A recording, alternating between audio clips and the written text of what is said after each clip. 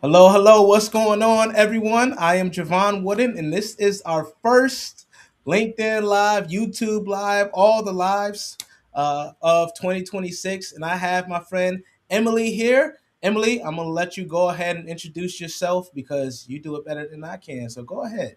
I'm honored to be the first live of 2026.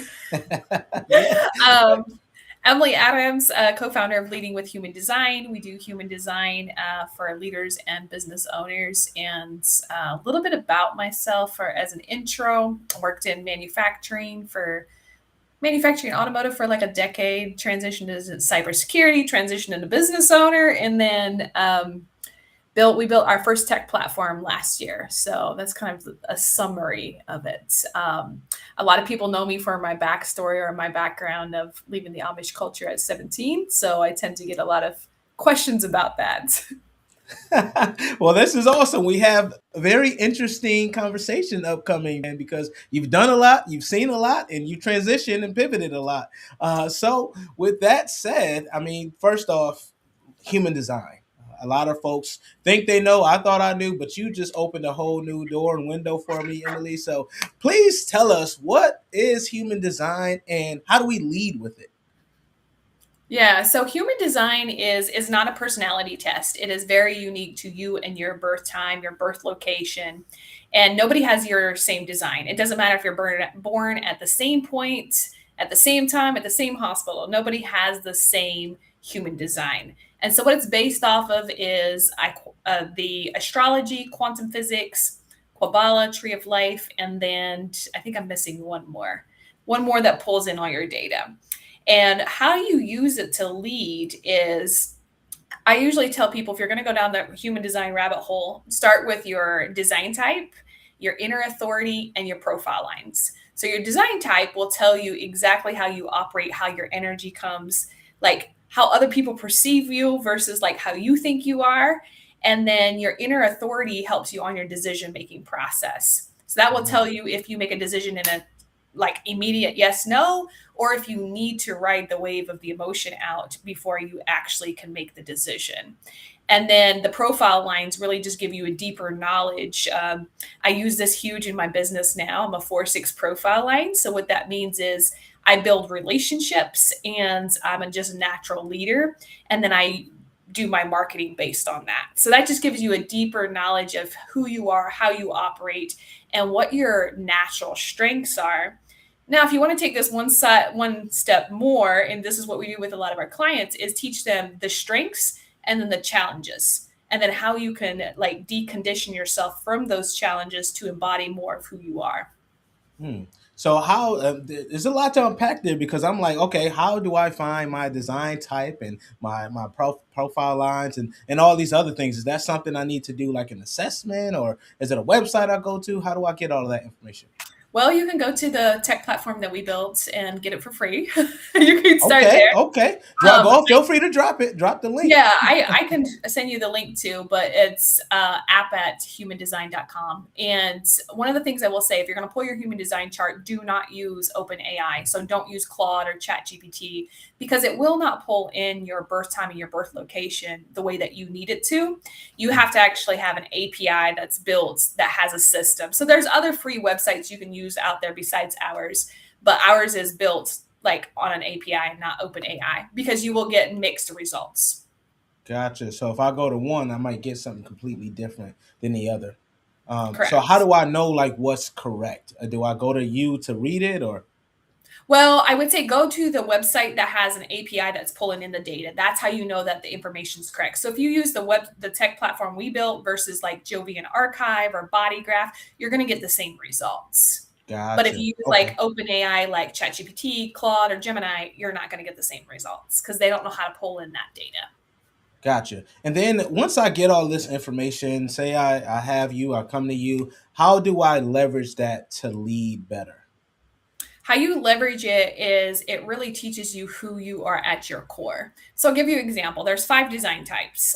There's manifestors, projectors, manifesting generators, reflectors, and each one of these design types lead differently. So, for example, I'm a manifester. I'm very much innovative.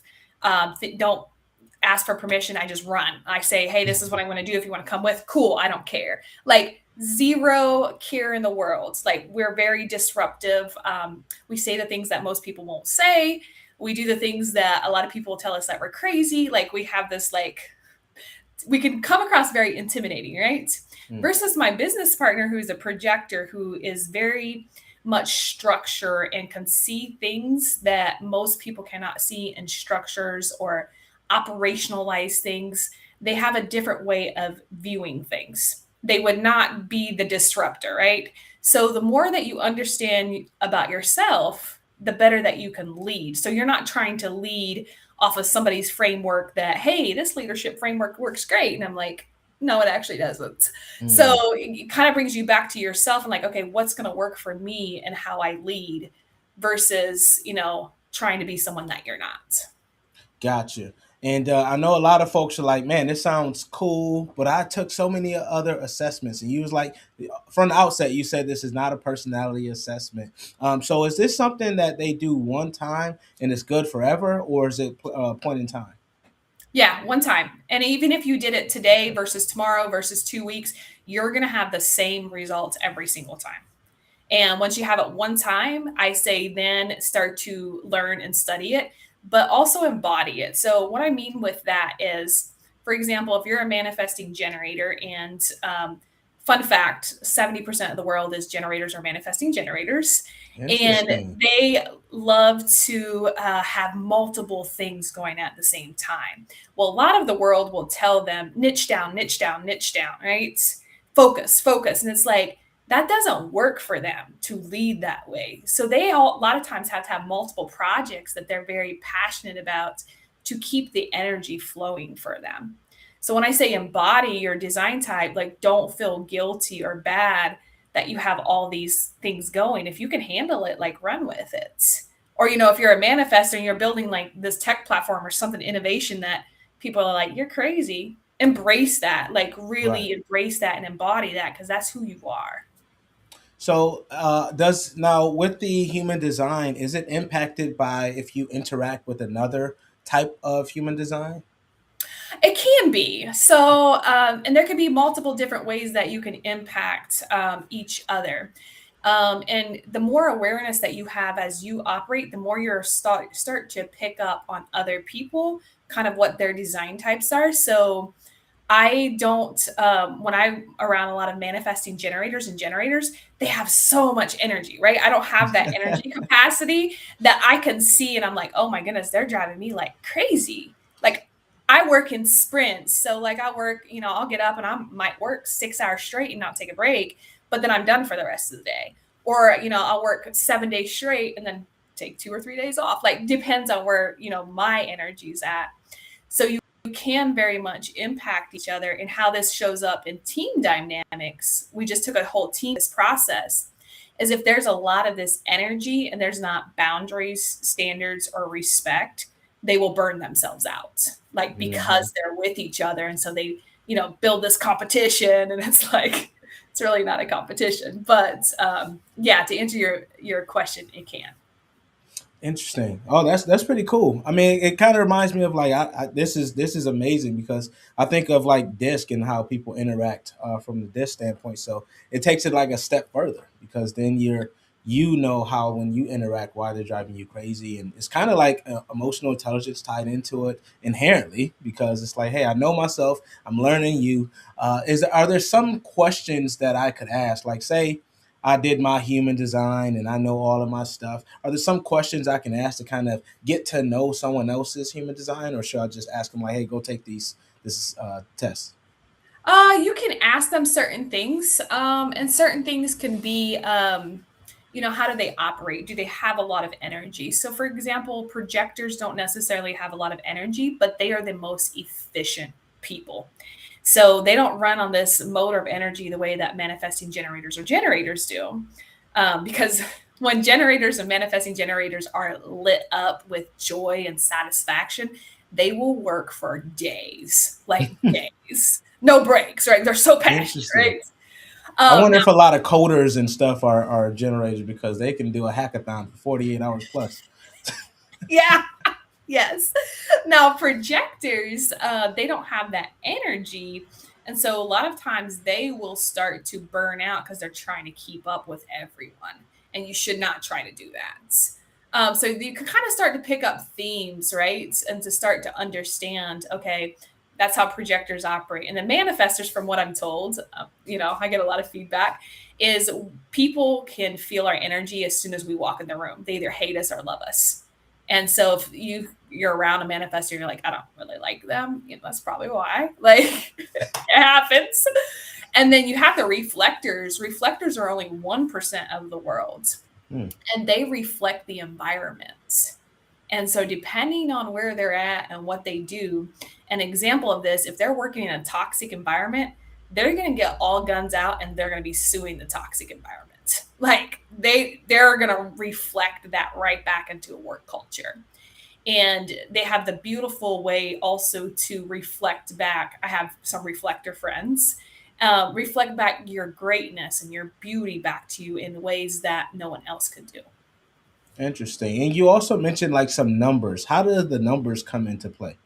Yeah, so usually a lot of times we get asked like, "Well, where do I start? There's so much. There's numbers, there's centers, there's gates, there's all these." And I'm like, go to the basics, design types, which is the 5 design types, and then the profile line. Each person has 2 profile lines. So there's 12 different combinations. And those profile lines will really tell you like a deeper understanding of how you operate, how you attract your clients, how you come across as a leader. So as a 4-6 profile, just give you an example for myself. The 4 line, we have a network. Like we are relationships. We thrive in community relationships. And I have a connection for probably anything that you want.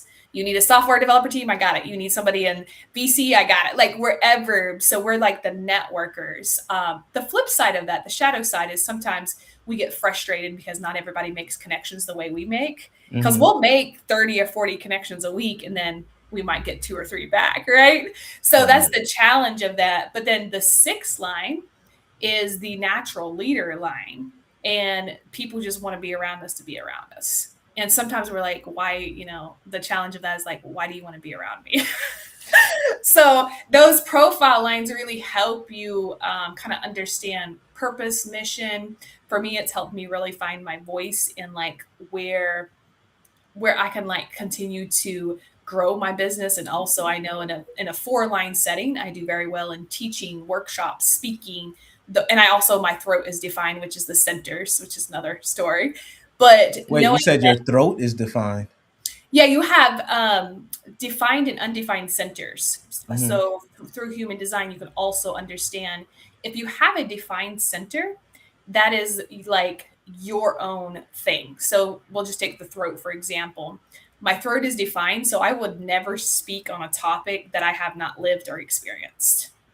Versus someone that has an undefined throat, they may pull from a lot of different resources and then speak on that topic. There's no right or wrong, but that's Gotcha. just the process of it. And is it aligned with like chakras or is it just something completely different? Yeah. Yep. It's aligned with the So chakras? it's aligned. So the what do, I guess let me back up. What determines your centers to be defined and undefined Hmm. isn't necessarily aligned in that way. I think the chakra system plays into it, but there's multiple different centers in human design, which ones are defined and undefined. But that information is Got based it. off of the data that you've entered. Okay, cool. And we mentioned that you've gone through a lot of pivots and a lot of reinvention and rediscovery throughout your life. How has discovering human design kind of helped you through those different iterations of your life? It completely changed everything for me. So I didn't find human design until I was until 2020. Okay. And I had, left the Amish culture. I went through a culture shock, ended up, having like a 6th grade education, graduated from Purdue, was very much like 3% leadership, like in corporate, like hustle and grind my way to the top. And then 2019, 2020 hit. And that's where my healing journey started. And human design gave me like who I am at the core foundation of me, without all the conditioning, without all of the Amish background, with all the corporate stuff. This is how I operate. And it gave me a permission slip to really truly step into that. Now, with that being said, I also got to do a lot of deconditioning and reprogramming work around certain things that are true and not true. Because the Amish culture, like, you're never allowed to be a leader as a female. That's just not possible. Ah, okay. And so, being in all these leadership positions, yeah, I physically had it, but I still didn't believe it until I like deconditioned and reprogrammed some things. But human design was one of the tools that helped me the most. Awesome. I'm not sure if you see all the comments, but people are really intrigued by human design and leading through human design. My man Artrell, he was like, "This is the first I've ever heard of a defined throat," and he's intrigued. So, so keep it going, Emily. Tell us a little bit more because I had never gone this in depth with human design. Mhm. You know, when we first talked, you said, "Do you know human design?" I said, "Yeah, sure." I was like, "Is it this?" She said, "Not exactly." So tell us a little bit more about like when you discovered that. What was like some of the first steps you took to kind of embody it, as you said earlier? Yeah. So so interesting enough, I used to act like a projector. And I remember once I had this moment of aha moment of like the manifester.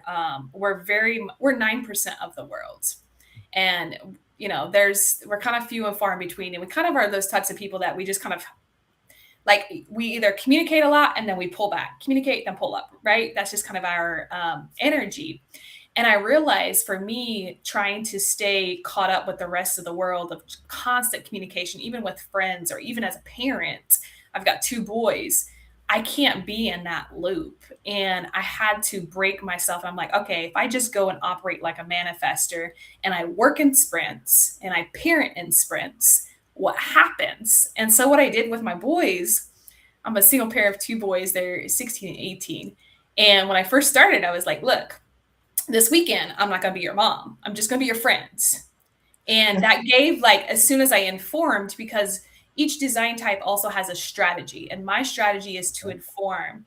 And if I don't inform, it blows up in my face. So if I didn't tell my boys, like, I just am going to be a friend, don't come to me for parent stuff, it would have just blew up. Like it's happened multiple Yeah. times, right? And so as soon as I said that, then they were like, okay, cool. And for the whole weekend, it was just peace. And I'm like, oh my goodness, like this works. And then like I took it deeper and I have an inner authority of the emotional authority, which means I make my decisions. I got to ride the wave out. So it'll feel like a yes, then I'll feel like a no, then a yes, then a no. Like I can't just like yes on especially huge Wow. decisions. And that was probably one of the biggest moments. I remember I made an investment in business before I even knew human design, and I was like, why was in the moment that decision was so good, but then afterwards I felt like, oh my goodness, like what happened? Like I thought it was so in alignment, but what happened is I didn't allow myself to ride that wave to come to the moment of just neutral to be able to see this decision is not in alignment for you. Interesting. So it's really a cheat code to boundary setting Oh, because you absolutely. yeah, so you learn exactly what you need to do. And that parenting thing, that was like a what? You told them you're just gonna be your friend. Maybe I need to use that as a parent. Shoot, I don't know. I might have to It's try it out. it's been a game changer for parenting because my boys are manifesting generators, so they have a lot of energy, like constant energy. And I don't have that. And sometimes I'm just like, after I work and like get everything done, I'm just like exhausted. I just need to unplug. And I Right. don't want to be turned on all the time. I got to parent, got to do all these things. And then I don't rest. So Right. now I just have like boundaries and standards. But interesting from a parenting aspect, when we set those boundaries and standards for our children, we give them the permission to do the same thing. And so it becomes this, becomes us teaching them as well. Absolutely. Yeah. I mean, we all like structure in some way, shape, or form, whether we want to admit it or not. So, with that, with the boundary setting, how does that kind of translate into like the corporate spaces? Say I got a boss and I'm like, hey, I'm a manifester and I ain't got time for you today. How do you communicate that? So this starts. A lot of it starts with awareness, right? And I say, Uh, boundaries can be. You can start with boundaries with yourself. A lot of people don't want to have that conversation, right? Setting right. boundaries with yourself, right? And then communicating with your boss or with leaders of like, hey, I actually work best in this environment, or I work best when I can block my calendar just on Tuesdays to do focus work. Would that be okay? And have those conversations, open that dialogue up. And a lot of times leaders aren't aware of what they aren't aware of, and they think that their team is, doing great and working all these things. And then all of a sudden they're burned out and they start leaving the company. So if the leaders are open and aware and they want to have those conversations, start the conversation. It can be as little as like, hey, after 5 p.m., I will no longer check my emails. That's a standard and boundary I have. And it's okay to set that. Yeah, I recommend all that. Like everyone set stuff like that. So you speak my language right now, Emily, and you are blowing people's minds right now. They're like, "Hey, I didn't." This explains why traditional leadership styles don't work for everyone, and never thought leadership could be this aligned and personal, eye opening. So you're really crushing it. So I know we're winding down. We could probably talk about this for a while. But I want to be cognizant of time. So I'm going to leave you some space to just tell folks like some of the things that they should know to kind of build. If you got a framework you want to give or a couple 3 steps or something like that, feel free.